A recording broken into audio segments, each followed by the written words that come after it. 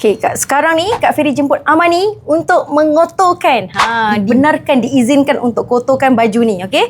So sekarang ni kat sini ada 7 kotoran. Yang pertama, tanah. lepas tu kunyit, sambal, sos, kopi, kari, kicap.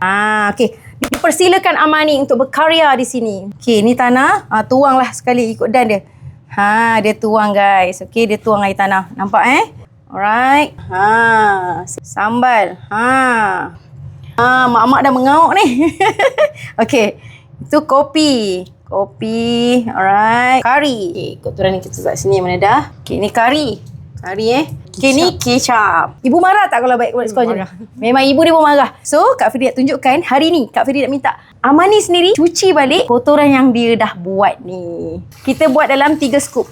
Okay, sebab kotoran dia pun dahsyat 3 scoop. Tapi jangan risau kalau kotoran biasa, airnya boleh pakai balik, okey? Ini air apa Amani? Sabun badang makeover. Ini sabun badang makeover. So Amani rendam balik dalam ni. Tengok kotoran dia yang dahsyat. Okey, cuci. Nampak tak kotoran dia terus keluar? Tadi kan air dia putih. Belum 2 minit lagi dah start gone. Kalau kita bilas, dia akan jadi lagi bersih. Nampak tak? Dah start tak ada dah. Fully gone. Dengan sekelip mata, tak sampai berapa minit je, dia dah start bersih. So, memang function. Jadi, mak-mak yang anak masih sekolah tu, kalian wajib ada sabun badang makeover ni sebab sabun badang makeover ni betul-betul bagi baju kalian bersih. Naik tahun baru, tak payah nak beli baju baru. So, kalian rendam je. Walaupun kat sini memang legam. Beberapa sekolah legam, memang boleh bersih balik. Macam baru.